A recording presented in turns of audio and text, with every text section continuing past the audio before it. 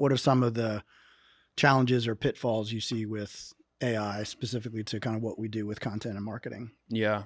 So there's a risk that no one really learns to do things the right way, Mm-hmm. and I think it's a risk, but also it's kind of just like part of the evolution, because it's like, well, what does doing it the right way mean?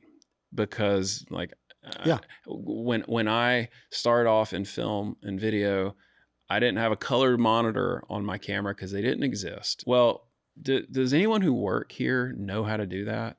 No, they don't know to shoot with like a black and white monitor and like use zebra bars to get the proper exposure. Like they have other tools. Now it's more about like the end product. Yeah.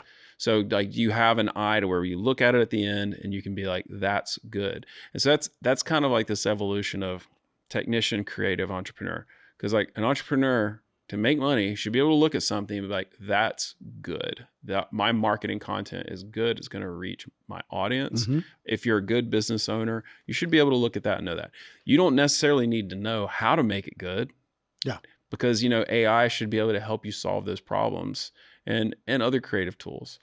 I mean, I think a lot of the problems that could arise are going to self-correct.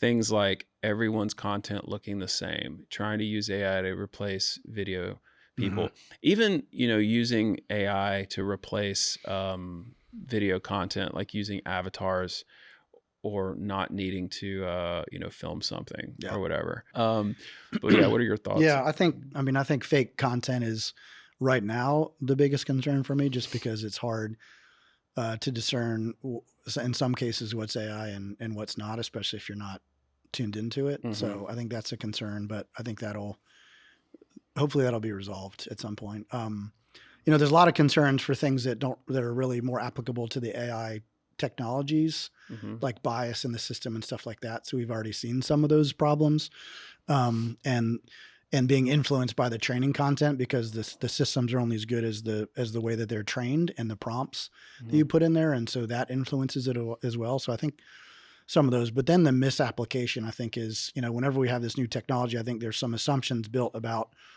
that we create as an industry about like what it's going to be able to do. And I think sometimes we kind of overshoot those. And we've already talked about that, where it's used in places when it doesn't need to be used. And then it's not used maybe where it should be used. Right. So I think a lot of the things, our approach has always been to try to simplify the process, because I think we've both recognized in our histories before Between Pixels that like our industry tends to overcomplicate things. And so if we can do the same thing and do it more effectively or efficiently, like we're going to do it. Right. So the question about what is the right use of AI is like, yeah, if it's going to make the product better and we're going to do it more efficiently, then that makes sense to do it. Right. So that's kind of what we're going to continue to invest in. But yeah, so I think those are the concerns. And I do think that it's just fascinating to watch and see how it plays out over the next like months and years. Yeah.